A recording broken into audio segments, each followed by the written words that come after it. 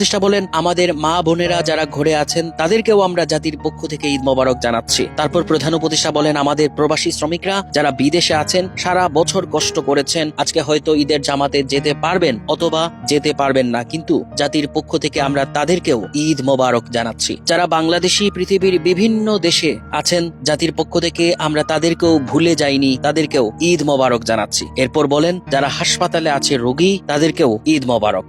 যারা হাসপাতালে আছে রোগী, বিভিন্ন কারণে ঈদের জামাতে যেতে পারেন নাই, তাদেরকেও ঈদ মোবারক জানালাম।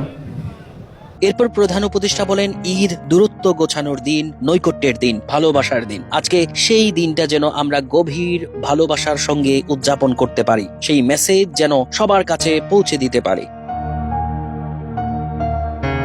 আজকে একটা অটুট ঐক্য গড়ে তোলার দিন, আমরা স্থায়ীভাবে ঐক্য গড়ে তুলতে চাই ঈদের জামাতে, এটাই আমাদের কামনা। এ সময় প্রধান উপদেষ্টা বলেন, আজকে মোনাজাত হবে, মোনাজাতের জন্য আমরা অবশ্যই স্মরণ করি, আল্লাহর কাছে প্রার্থনা করি, আমাদের এই নতুন বাংলাদেশ গড়ার সুযোগ দিয়েছে যে বীর সন্তানরা, আল্লাহ যেন তাদেরকে মাগফিরাত দেন, শান্তি দেন।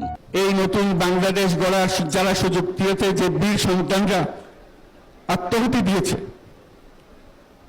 আল্লাহ যেন তাদের রূহের মাগফিরাত দেন, তাদের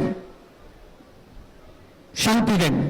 আমরা তাদের মোনাজাতে সেটা যেন আমরা অংশ রাখি।